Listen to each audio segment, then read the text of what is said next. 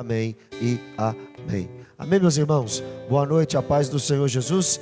Deus abençoe a vida de cada um de vocês. Abra a Bíblia comigo, por gentileza, em Jó, capítulo 1. Jó, capítulo 1.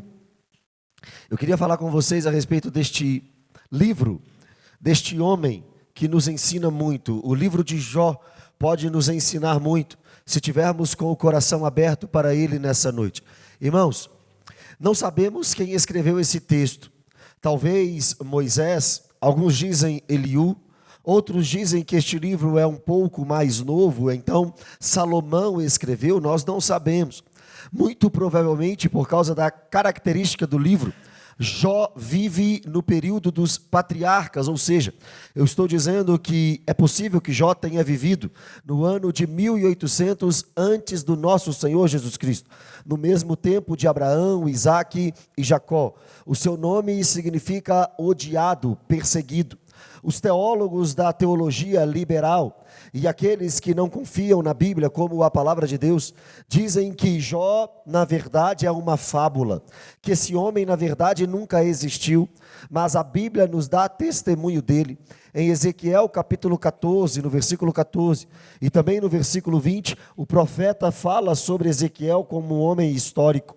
O Novo Testamento também nos aponta Jó como um homem histórico. Em Tiago capítulo 5, versículo 11, não há motivos para duvidarmos da veracidade deste livro. Nós, quando lemos o livro, compreendemos e aprendemos que o intuito deste livro é nos ensinar sobre o mistério do sofrimento. Por que é que o justo sofre? Por que é que o homem de Deus passa por momentos difíceis? É sobre isso que o livro de Jó tem a nos falar. Por que é que às vezes estamos corretos na vida, fazendo tudo certo, fazendo tudo da forma correta, mas por que é que mesmo assim sofrimentos e dificuldades batem na nossa porta? Por que é que tragédias acontecem com o povo de Deus? É sobre isso o livro de Jó, e é sobre isso que eu queria falar com vocês nessa noite. Olha o versículo 1, lê comigo por gentileza.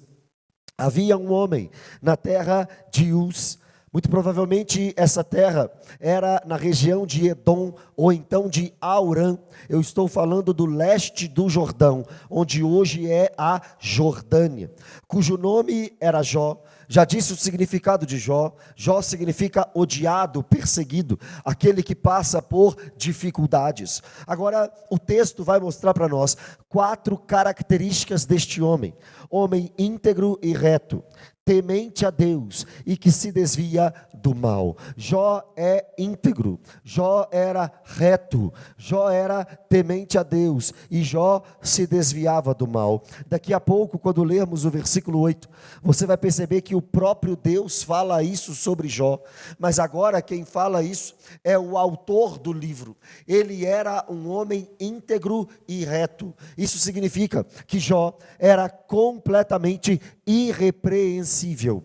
Eu não estou dizendo que Jó não pecava. Só um pisou nessa terra sem pecado. Só um é imaculado, o nosso Senhor Jesus Cristo. O resto da humanidade veio de Adão e todos pecaram e destituídos estão da glória de Deus. Não há um justo sequer, não há ninguém que entenda, não há quem busque a Deus, é o que a Bíblia diz sobre a humanidade. Agora Jó, mesmo sendo um pecador, porque todos somos, é considerado na Bíblia íntegro e reto, ou seja, inteiro na presença de Deus. Ele tinha as suas falhas com toda certeza, ele era um pecador com toda certeza, mas o texto está falando para nós que ele era irrepreensível, não poderia ser acusado de nada. Se eu chego atrasado um dia, eu não posso ser acusado de atrasado. Se eu me atraso todo dia, eu posso ser acusado de atrasado. Se eu brigo com a minha esposa um dia, eu não posso ser acusado de brigar com a minha esposa sempre, mas se todo dia eu brigo com a minha esposa, eu não sou irrepreensível. É isso que significa ser irrepreensível. Não que ele não erra, mas que ele não pode ser acusado de nada. E o texto está dizendo que na presença de Deus, Jó era inteiro, verdadeiro, correto, temente a Deus. Temente a Deus significa reverente. Era alguém que de fato buscava a Deus de todo o coração. era alguém que amava a Deus. Jó era um exemplo em todas as áreas da sua vida, porque em todas as áreas da sua vida, o amor a Deus estava em primeiro lugar. Ele respeitava o Deus de Abraão, Isaque e Jacó. Ele servia a este Deus que é todo poderoso. E o texto continua dizendo que ele se desviava do mal. Como se não bastasse, íntegro e reto, temente a Deus. E agora o texto diz que ele se desviava do mal. Ele buscava uma vida de santidade. Onde tinha erro, Jó não ia. Onde tinha roda dos escarnecedores, Jó não ia. Onde zombava do nome de Deus, Jó não ia. Onde tinha algo que Deus não agradava, Jó não ia e não fazia. Ele se desviava da aparência do mal. Ele não queria em nenhum momento, em nada de sua vida, entristecer ao seu Deus. Se um pingo de dúvida existia no coração de Jó sobre aquilo que ele faria, ele não fazia, porque ele se desviava do mal. Era um exemplo de temente. Era um exemplo de servo, era um exemplo de homem de Deus. Como se não bastasse todas essas qualidades, o versículo 2 e 3 vão mostrar para nós que ele também era um homem extremamente rico e poderoso. Olha o texto: nasceram-lhe 7 filhos e 3 filhas, no total ele tinha 10 filhos, possuía 7.000 ovelhas. Irmãos, naquela época as ovelhas, assim como hoje, eram extraídas delas lãs para fazerem tapetes de palácios, roupas chiques e importantes para homens importantes da época. 3.000 camelos, isso significa que muito provavelmente Jó tinha caravanas de comércio. Naquela época, os materiais importados, os materiais importantes eram trazidos de camelo, e só de camelo Jó tinha 3.000. O texto diz que ele também tinha 500 juntas de boi. Percebe comigo, ele não era um nômade. Quem viajava pelo deserto não poderia ter 500 juntas de boi. Ele era um fazendeiro, e um fazendeiro muito bem sucedido. O texto continua dizendo que ele tinha 500 jumentas. E percebe comigo que está no feminino, jumentas. Ele não tinha 500 jumentos, tinha 500 jumentas. De jumenta sai leite. Leite é provisão para toda a família.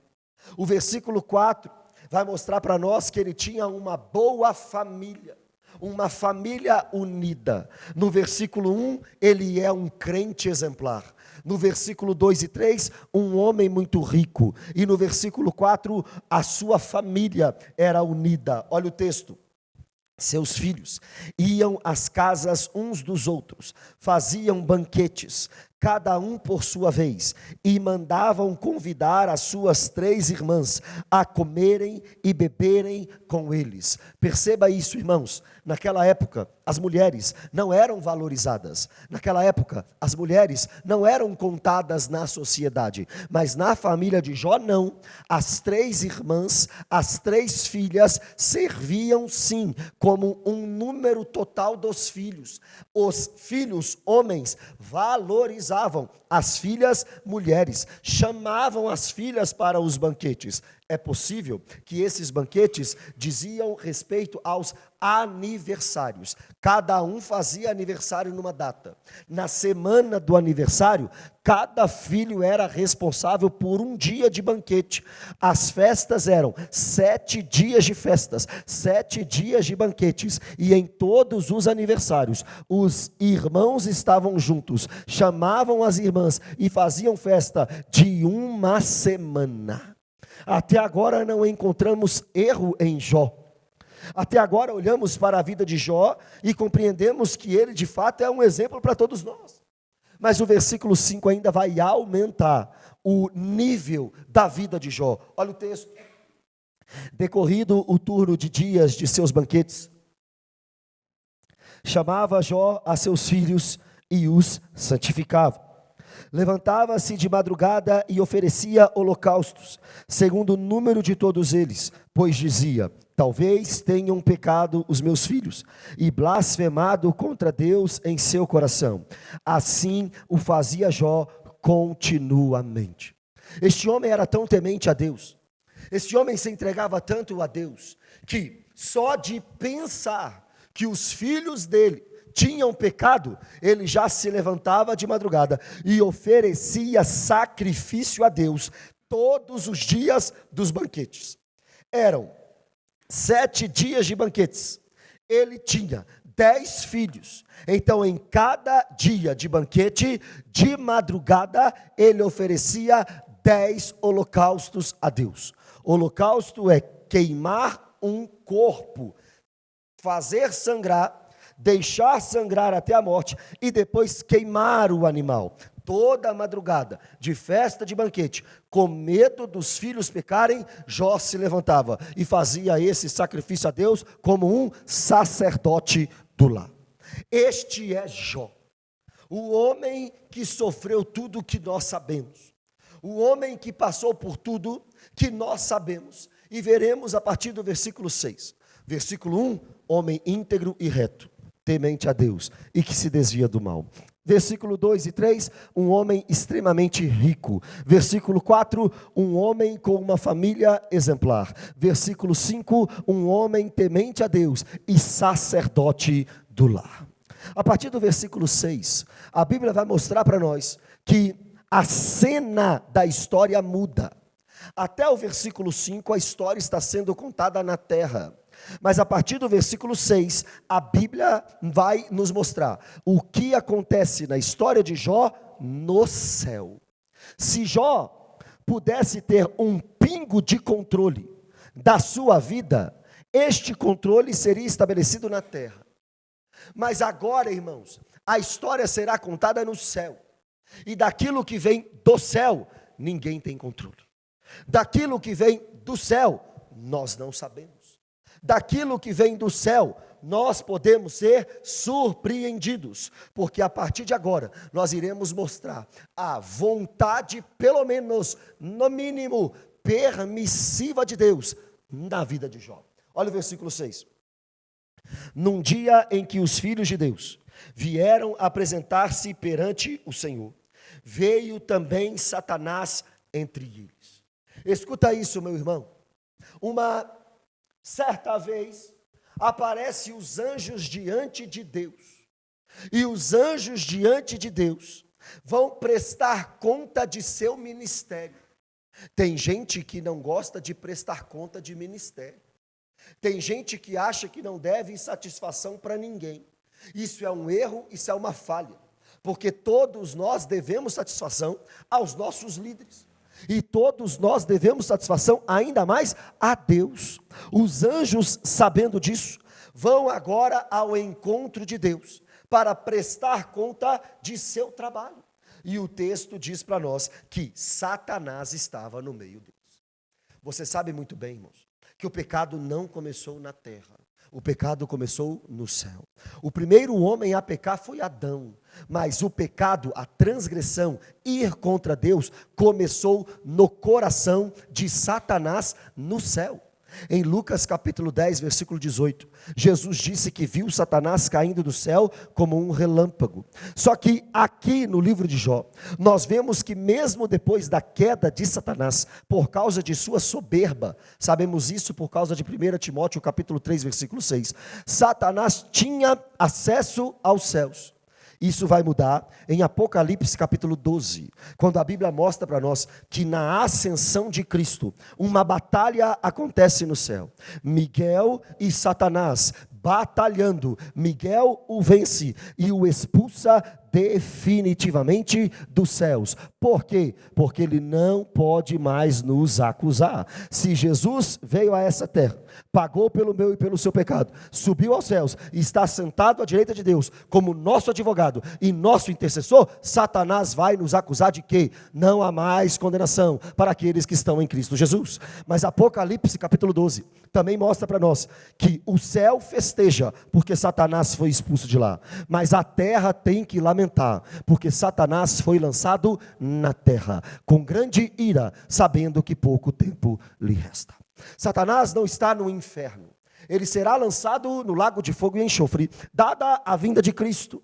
Mas nós sabemos pela Bíblia que Satanás está na terra, rodeando, vagando por essa terra, procurando a quem possa tragar. Ele não é onipresente, não está em todo lugar ao mesmo tempo, mas em algum lugar da terra ele está. Eu não sei se essa noite ele está no Mangabeiras, é possível que esteja, mas pode ser também que esteja no Japão, pode ser que esteja na Turquia, em algum lugar, mas ele está na terra. E isso será confirmado no versículo 7. Olha o que o texto nos aponta no versículo 7.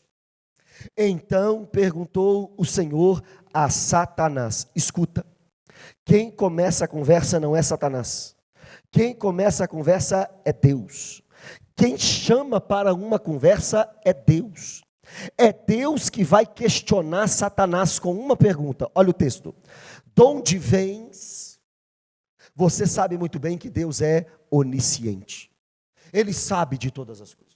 E essa pergunta, de onde vens, não é para que Satanás desse uma informação a Deus que Deus não soubesse.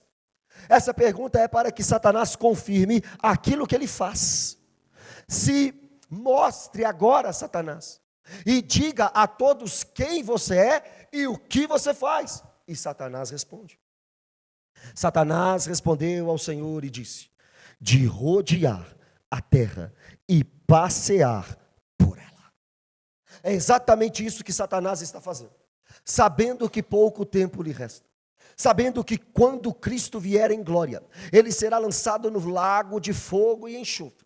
Sabendo que ele irá para o inferno, que foi criado para ele e para seus anjos.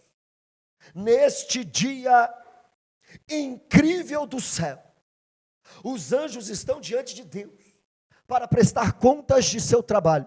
Jó aparece no meio, e Deus começa uma pergunta com Jó, uma conversa com Jó. Onde você estava? De onde você vem? O que você faz? Quem é você? E Satanás responde: eu estava passeando pela terra. Eu estava rodeando pela terra. Agora o versículo 8 é o que mais mexe comigo. Uma segunda pergunta de Deus para Satanás. Perguntou ainda o Senhor a Satanás: observaste o meu servo Jó? Já que você passeia pela terra, você já viu o meu servo Jó? Quando Deus chama Jó de servo, ele está qualificando Jó. Quando Deus o chama de servo, ele está dando uma qualidade, uma característica boa a Jó. Ele está dizendo: você observou o meu servo Jó. E agora, irmãos, é Deus que vai dar as qualidades para Jó do versículo 1. Porque ninguém há na terra semelhante a ele. Homem íntegro e reto, temente a Deus e que se desvia do mal. Irmãos, o seu pastor falar isso com você já é bom.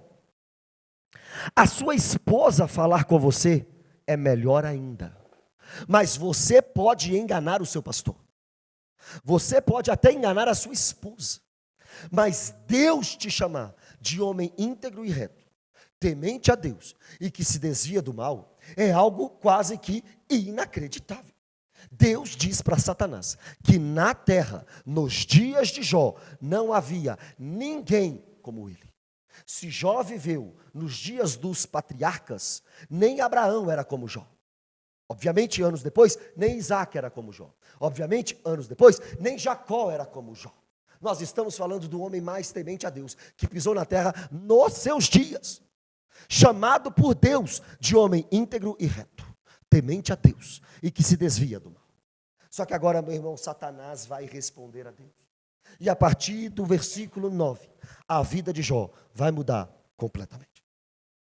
Então respondeu Satanás ao Senhor: porventura Jó debalde teme a Deus?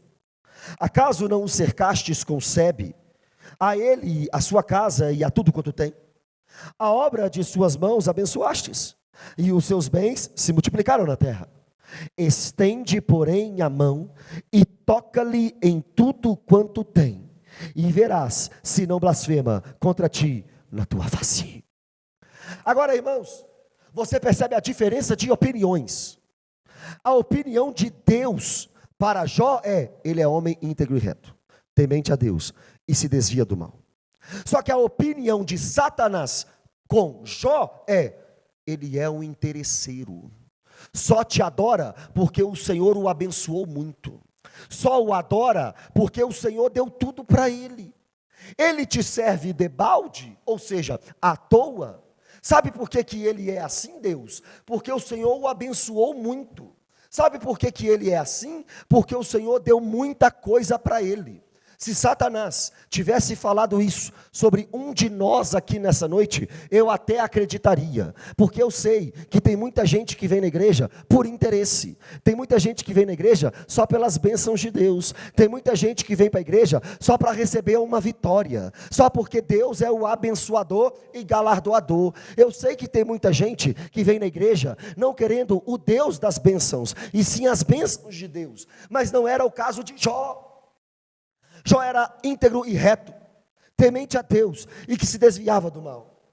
Só que agora o pai da mentira está dizendo que Jó era interesseiro. O pai da mentira está dizendo que Jó só adora a Deus por causa dos bens.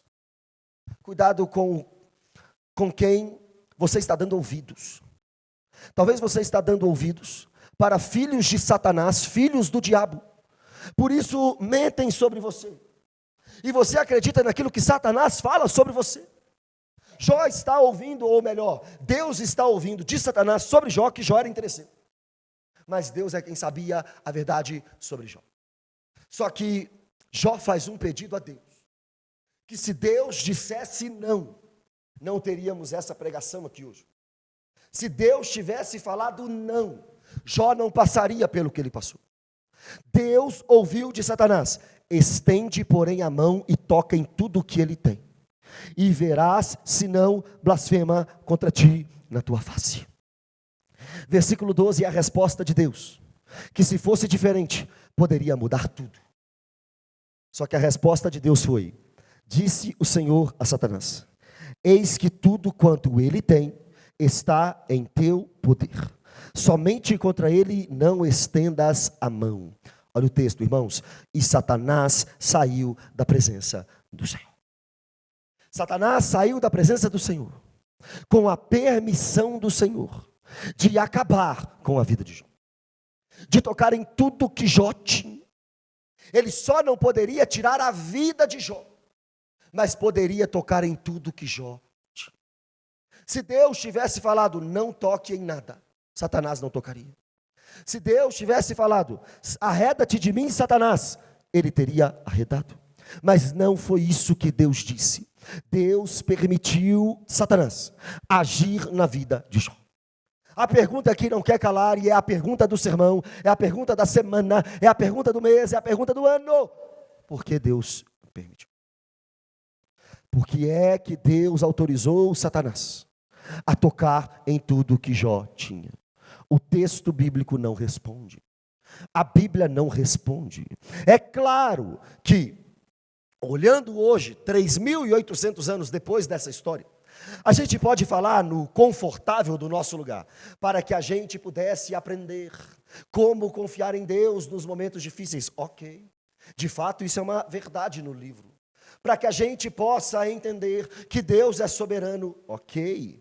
Para que a gente possa saber que Satanás só vai até onde Deus permite. Ok. Mas para tudo isso acontecer, e para a gente aprender tudo isso, Jó teve que sofrer, e sofrer demais. Imagina se fosse você. Imagina se Deus quisesse dar uma lição para o mundo e escolhesse a sua vida para permitir que Satanás tocasse. Imagina se no lugar de Jó fosse você. Primeira coisa, será que Deus falaria de você que você é íntegro e reto, temente a Deus e que se desvia do mal? Segundo, será que você teria a mesma paciência, como o Tiago diz, de Jó? Será que você seria um crente como Jó? Será que você continuaria na presença de Deus como Jó? Porque aqui, meu irmão, deixa eu te explicar, acabou o culto de domingo. Agora acabou o culto de domingo. E a partir do versículo 13, começa a mais escura segunda-feira na vida de Jó. A partir do versículo 13, tudo começará a dar errado na vida de Jó. Uma notícia ruim atrás de outra. Uma notícia ruim atrás da outra. E vamos ver como termina essa história. Versículo 13, 14 e 15. A primeira notícia ruim. Sucedeu um dia em que seus filhos e suas filhas comiam e bebiam vinho na casa do irmão primogênito. Daquela forma dos banquetes, daquela forma dos aniversários, daquela forma em que Jó estava, naquele momento, oferecendo sacrifício a Deus. Veio um mensageiro a Jó e lhe disse: os bois lavravam, eram 500, as jumentas paciam, eram 500, junto a eles. De repente, deram sobre eles os sabeus, um povo violento do sul da Arábia, e os levaram, e mataram aos servos a fio de espada. Só eu escapei para te trazer a nova. A primeira notícia ruim da segunda-feira de Jó, depois do culto de domingo, foi: Jó, você tinha bois, você tinha 500 jumentas, agora você não tem mais. Homens maus vieram e roubaram eles, acabaram com os bois, acabaram com as jumentas e mataram os servos que cuidavam deles. Só eu sobrei para te dar a notícia. Quem é você diante da má notícia? Um crente mimado, que não suporta má notícia? Um crente que só quer boa notícia? Ou um crente que entendeu que está com os pés sobre a terra, e enquanto estivermos com os pés sobre a terra, estamos sujeitos a más notícias? Irmãos, infelizmente, alguns pensam que má notícia não chega na vida de crente, que se chegar uma má notícia é porque está em pecado, se chegar uma má notícia é porque tem alguma coisa errada. Não, irmãos. Jó era um homem íntegro e reto, temente a Deus, e que se desviava do mal, e agora recebe uma notícia na segunda-feira, depois do culto de domingo: você não tem mais boi, você não tem mais jumenta. Só que olha a sequência do texto, versículo 16. Falava este ainda.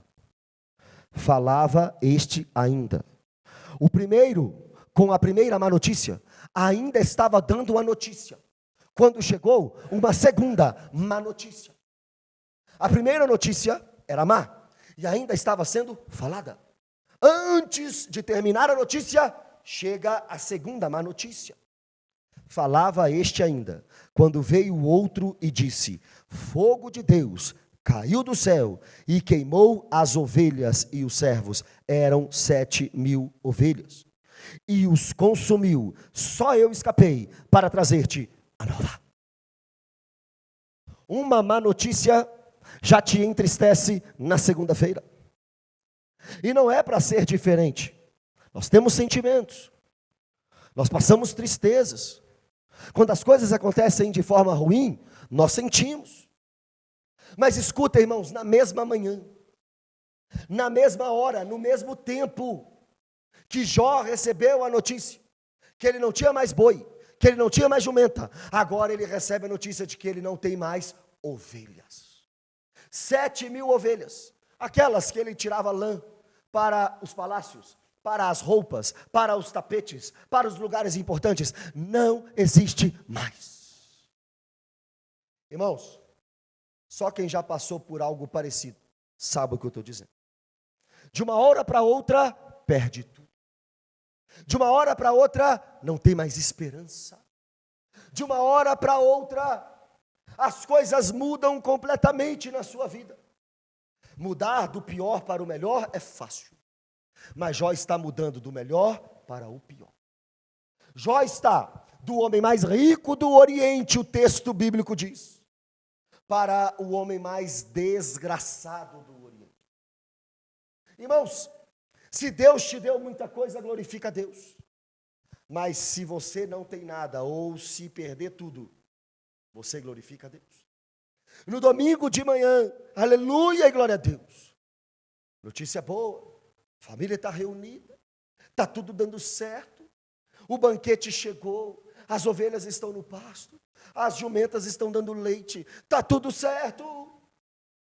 Mas agora não tem mais boi, agora não tem mais jumenta, agora não tem mais ovelha. Não é piada, É uma realidade. Não há nada ruim que não possa piorar. Versículo 17.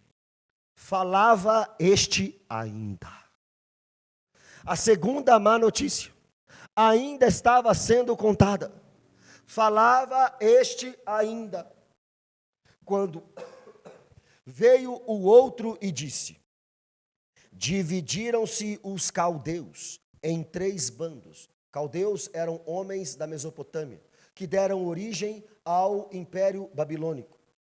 Em um grupo organizado, em um ataque organizado, deram sobre os camelos, eram 3.000, e os levaram e mataram aos servos, a fio da espada. Só eu escapei para trazer-te a nova. Terceira má notícia do dia. Você tinha, Jó, 3.000 camelos, agora não tem mais. Os caldeus roubaram. Só eu escapei para te trazer a nova. Jó, você agora não é mais o mais rico do Oriente. Jó, agora a sua riqueza não é incontável mais. Pelo contrário, Jó, agora você não tem mais nada. 7.000 ovelhas, não tem mais. 3.000 camelos, não tem mais. 500 juntas de boi, não tem mais. 500 jumentas, não tem mais. Agora você não tem mais nada, Jó. Só eu escapei para te contar. Espera. Eu tenho aquilo que é de mais importante no meu coração. Eu perdi as coisas materiais, mas espera. Eu tenho 10 filhos. Eu perdi aquilo que eu posso trabalhar e recuperar. Eu tenho 10 filhos ainda. E se eu tenho a minha família, está tudo certo. Mas o versículo 18 chega com a quarta e mais difícil notícia. Também este falava ainda, quando veio o outro e disse: estando os teus filhos e tuas filhas, comendo e bebendo vinho, em casa do irmão primogênito, eis que se levantou o grande vento do lado do deserto, e deu nos 4 cantos da casa, a qual caiu sobre eles, e morreram. Só eu escapei para trazer-te a nova. Agora não tem mais filho. Irmão, eu sei que vocês já passaram por situações difíceis, mas eu tenho certeza que vocês nunca passaram por uma situação como Jó. Pastor, eu já perdi um filho, mas você não perdeu 10. Pastor, eu já passei por perdas da minha família, mas você não perdeu tudo em uma manhã, inclusive toda a sua família, exceto sua esposa. Pastor, mas eu já sofri demais na vida, mas você não sofreu como Jó. Uma pregação dessa não é pregação para dar aleluia e glória a Deus, eu sei. Não é uma pregação para sair daqui motivado, eu sei. Mas é para sair daqui com o pé no chão e realista. Porque isso aconteceu com Jó. Isso está na Bíblia. É possível que aconteça com qualquer um. Não é doutrina, é uma história. Mas uma história que aconteceu com um homem temente a Deus, íntegro, reto e que se desviava do mal. Não tem mais bens materiais, mas tem a família. Opa, Jó, você não tem mais a família. Enquanto Jó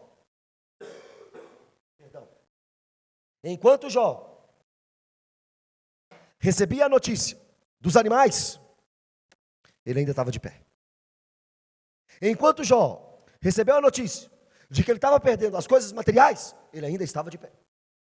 Mas agora ele recebe a notícia de que ele tinha perdido os seus 10 filhos. Versículo 20. Então Jó se levantou, rasgou o seu manto, rapou a cabeça e lançou-se em terra. Agora nós estamos diante de uma cena de um intenso sofrimento. Só rapa a cabeça, só se prostra em terra, só rasga o seu manto quem está em um intenso sofrimento. Irmãos, não podemos brincar com o sofrimento das pessoas. Tem gente que, quando vê o outro crente chorando, diz: para de chorar, levanta essa cabeça. Mas Eclesiastes diz que existe o tempo de chorar. Tem gente que Quando vê o outro crente chorando, ao invés de consolar, diz que crente não pode chorar, mas Paulo, em Romanos 12, diz que nós temos que chorar com quem está chorando. A tristeza do irmão tem que te tocar. Não é para falar para ele não sofrer, ele está sofrendo. Se você chegou aqui nessa noite no momento de chorar, não venha sorrir aqui. O que eu tenho que fazer? Chorar. Você está no tempo de chorar, então chora. Você está em um intenso sofrimento, então rapa a cabeça. Entenda o que eu estou falando. Rasgue o seu manto e se prostre em choro, porque talvez é a sua realidade. Só que faça também o que Jó fez na sequência do texto. Ele fez tudo isso, rasgou o seu manto, rapou a cabeça, lançou-se em terra, mas também adorou. Ele não cantou, ele adorou. Cantar é uma coisa, adorar é outra. Cantar é ritmos saírem da sua boca. Adorar significa se prostrar diante de alguém superior a você. Diante de todo o seu sofrimento, o que Jó fez? Se prostrou diante daquele que era superior a ele. Mas aquele que era superior a ele foi o que permitiu Satanás fazer tudo isso. Mas ainda era superior a ele. Mas aquele que era superior a ele, no mínimo permitiu toda essa desgraça, mas ainda era superior a ele. E agora no versículo 21, a adoração de Jó é evidenciada nas palavras. Olha o que Jó disse: nu saí do ventre de minha mãe, e nu voltarei. Quem falou isso não era quem tinha um carro velho na garagem, não. Era quem tinha 7.000 ovelhas, 3.000 camelos, 500 juntas de boi e 500 jumentas. Era o homem mais rico do Oriente. Mas esse homem mais rico do Oriente está nos mostrando e nos apontando que ele não era apegado às riquezas, que ele não amava o dinheiro, porque ele disse: eu saí nu do ventre da minha mãe, e eu vim a essa terra nu, e eu vou morrer nu, sem nada. Talvez você está aqui e é extremamente apegado ao dinheiro. Deixa eu te explicar, você vai embora sem seu dinheiro. Vai chegar o dia da sua morte, e quando chegar o dia da sua morte, todos os seus bens não poderão fazer nada contra você ou a favor de você. Uma hora, mais cedo ou mais tarde, você vai perder tudo. Se não for em vida, será na morte, porque você não vai poder levar nada.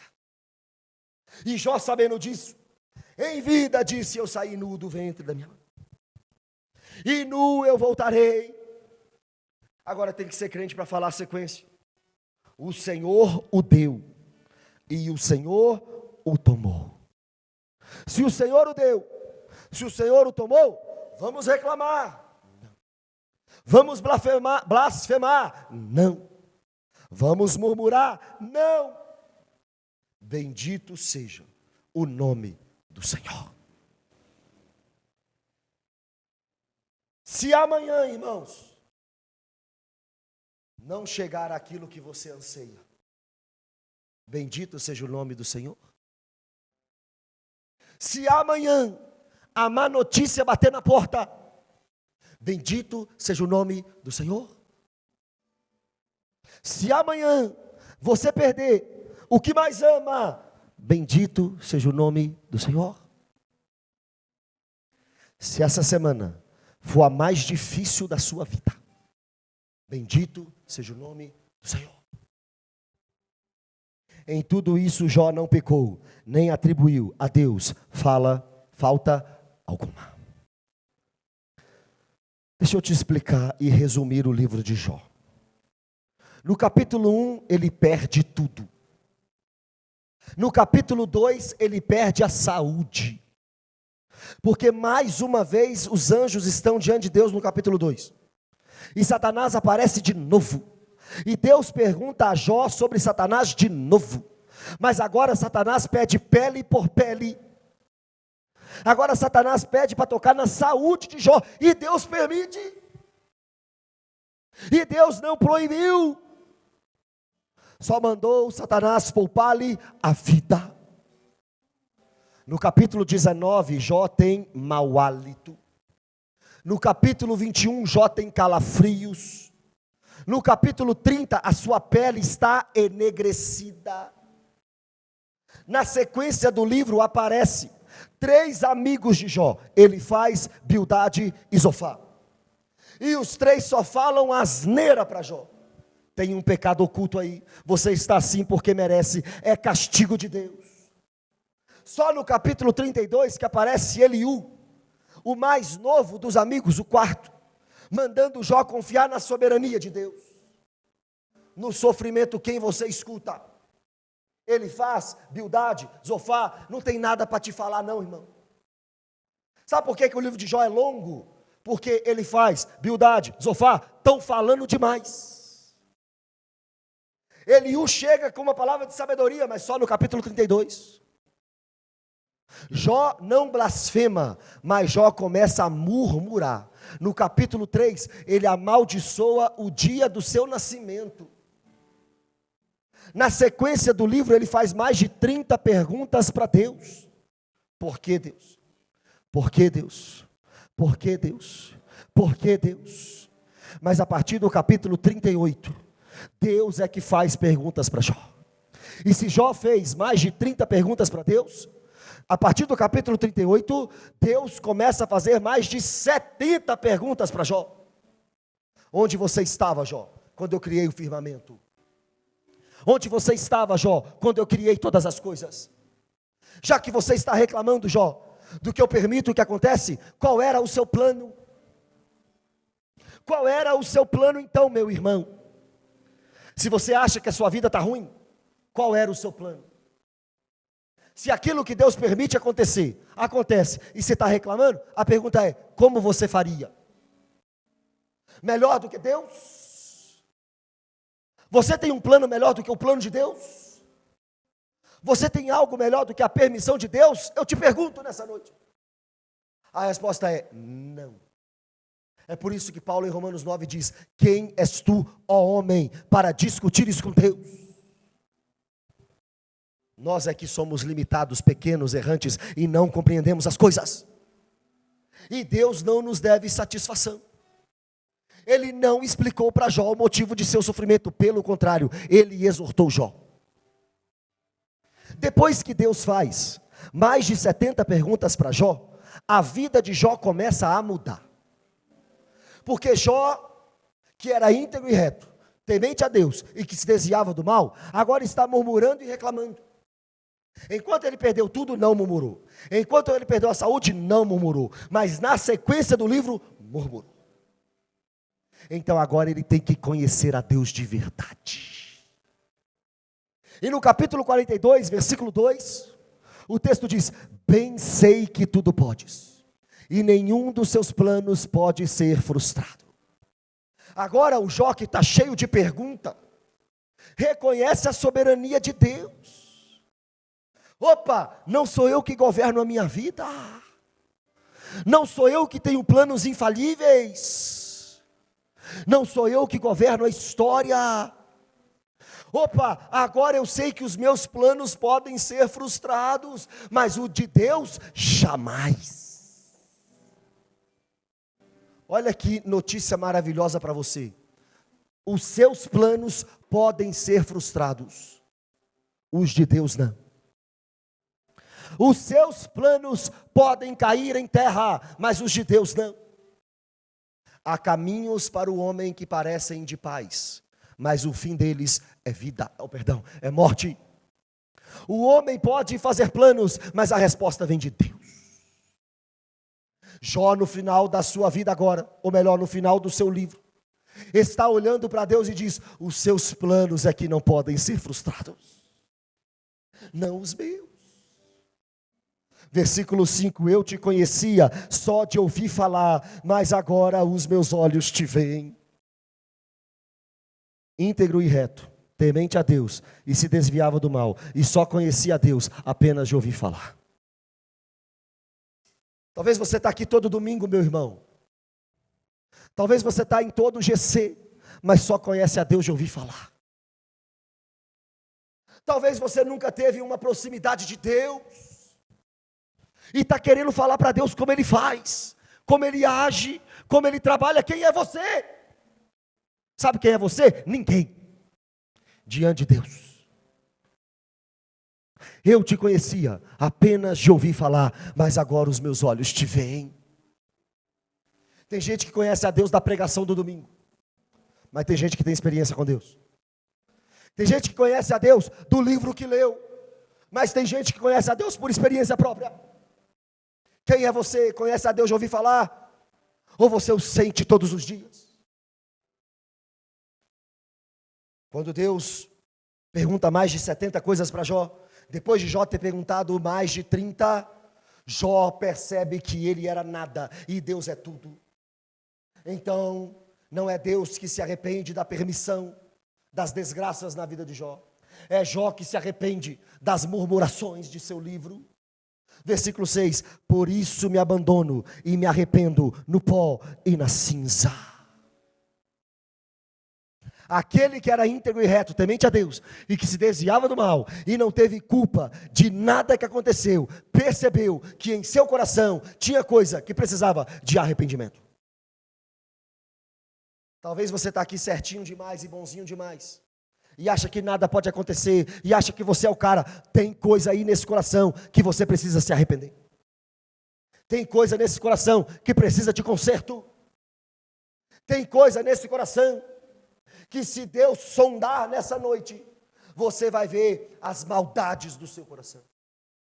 Nós nascemos de novo, irmão, graças a Deus. Nós somos justos, graças a Deus, mas nós ainda não fomos glorificados. Tem muita coisa pecaminosa na sua vida ainda, e que nessa noite você possa se arrepender no pó e na cinza. Estou sofrendo, não é doutrina, mas talvez Deus está usando este momento para te ensinar alguma coisa. Pode ser que no meio desse sofrimento, Deus se levante em um redemoinho, como fez com Jó, e te faça conhecê-lo, não de ouvir falar, mas de contemplar com os olhos. Agora eu me lembro de uma canção para continuar a mensagem, eu já estou terminando. Os planos que foram embora, o sonho que se perder, o que era festa e agora é luto do que já morreu. Não podes pensar que este é o teu fim, não é o que Deus planejou. Levante-se do chão, erga o clamor. Por que eu estou cantando isso? Porque parece que a vida de Jó tinha acabado aqui. Parece que tudo isso não ia dar em nada. Mas o versículo 10 do capítulo 42 diz: mudou o Senhor a sorte de Jó, quando este orava pelos seus amigos, e o Senhor deu-lhe o dobro de tudo que antes possuíra. Porque é que Jó não conheceu a Deus de contemplar com os olhos antes de todo o sofrimento? Ninguém sabe. Porque é que Deus permitiu tudo isso para que Jó o conhecesse? Ninguém sabe. Mas depois que Jó se arrepende, as coisas começam a mudar na sua vida, e ele recebe tudo em dobro. Olha o versículo 12. Assim abençoou o Senhor o último estado de Jó mais do que o primeiro, porque veio a ter 14.000 ovelhas, eram 7, 6.000 camelos, eram 3, 1.000 juntas de bois, eram 500, e 1.000 jumentas, eram 500. Olha o 13, também teve outros 7 filhos e 3 filhas. Tudo que Jó tinha, ele recebeu em dobro, menos os filhos. Porque se fosse o dobro dos filhos, era para estar aqui 20. Mas na verdade ele tinha o dobro de filhos, porque filho a gente não perde, filho a gente entrega a Deus. Os outros 10 que morreram já estavam lá com Deus, possivelmente. Mas aqui na terra ele recebe mais 7 homens e mais 7 meninas. Perdão, 3. Estão ligados, estão atentos. 16. Depois disso, viveu Jó 140 anos, e viu a seus filhos e a seus filhos de seus filhos, até a 4ª geração. Então morreu Jó, velho e farto de dias.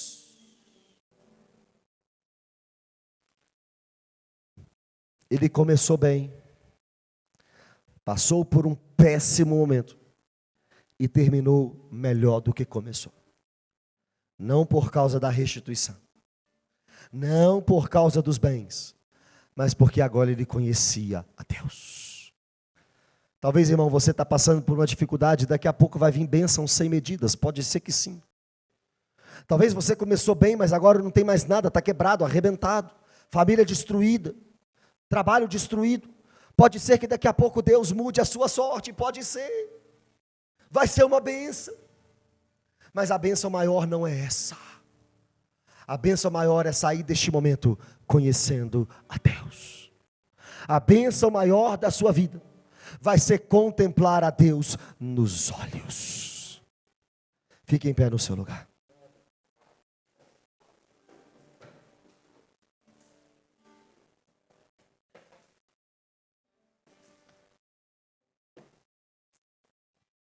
Feche os seus olhos.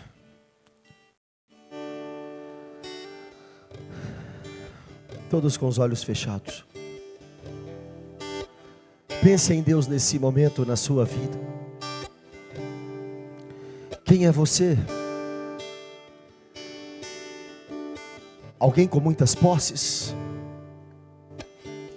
Alguém bem-sucedido? Quem é você? Alguém com dificuldades na vida, passando por perdas? Quem é você?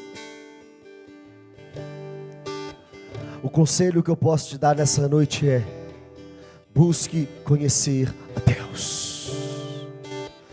Busque ser íntimo de Deus. Não se satisfaça com este culto, meu irmão. Volte para casa e dobre o seu joelho a Deus. Enquanto você não contemplá-lo, não desista. Não queira apenas ouvir dele, e contemple ele. Pai, obrigado por essa noite, Deus. Obrigado por este culto, obrigado pela tua palavra. Obrigado pela nossa vida, obrigado porque o Senhor tem sido bom, fiel à tua palavra nas nossas vidas. Pedimos perdão por tantas vezes que murmuramos contra ti. Pedimos perdão por tantas vezes que reclamamos de ti. A nossa vida está inteiramente nas tuas mãos, completamente nas tuas mãos, Deus. Pai, talvez por mais difícil que seja, mas seja feita a tua vontade, assim na terra como no céu. Não queremos os nossos planos, queremos os teus, Deus. Eles são maiores, eles são melhores. Nos faça confiar em depender de ti em todos os momentos da nossa vida, Senhor. É o que te pedimos nessa noite, em nome de Jesus.